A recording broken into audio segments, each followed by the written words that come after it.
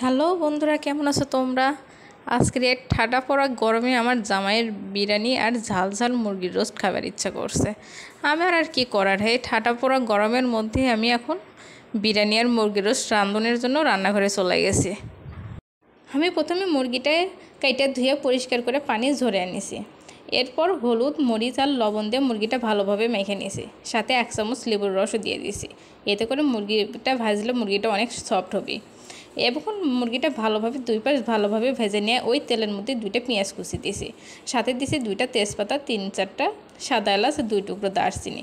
হালকাভাবে ভেজে নিয়ে ওই তেলের মধ্যেই 3-4টা পেঁয়াজ বাটা দিছি। এতে করে মুরগির রোস্টের ঝোলটা দারুণভাবে ঘন হবে।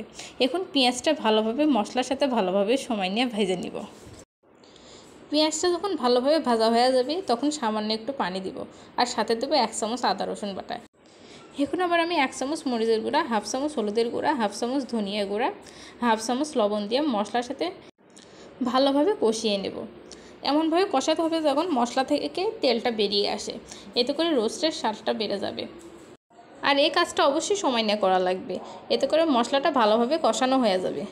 মশলা থেকে যখন তেলটা বেরিয়ে আসবে তখন আমি ভেজে রাখা চিকেনগুলো দিয়ে দিব। দিয়ে মশলার সাথে ভালোভাবে মাখিয়ে নেব। উল্টাইয়া পাল্টাইয়া ভালোভাবে মশলার সাথে চিকেনটা আমি ভালোভাবে মাখিয়ে নেব। আমি আবার সবসময় টক দই ছাড়া মুরগির রোস্টটা বেশিরভাগ করে থাকি। এখন আমি কিছুটা গরুর দুধ দিয়ে দেব, 1/4 কাপের মতো। এখন এই গরুর দুধের সাথে মুরগিটা ভালোভাবে সময় নিয়ে কষিয়ে নেব। এতে করে টক দইটা না দিলেও চলে।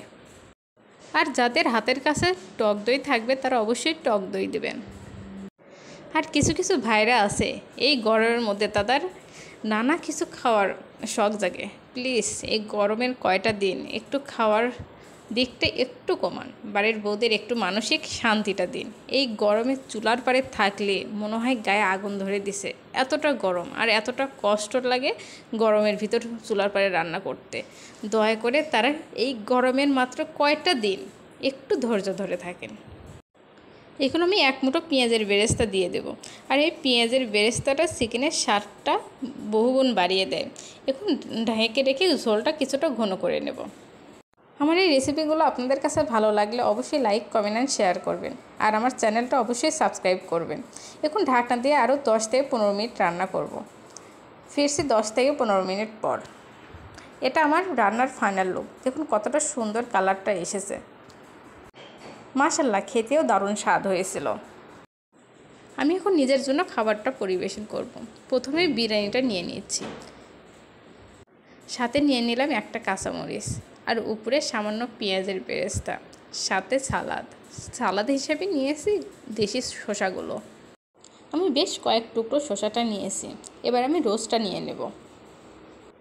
এখন আমি রোস্টটা নিয়ে নেব।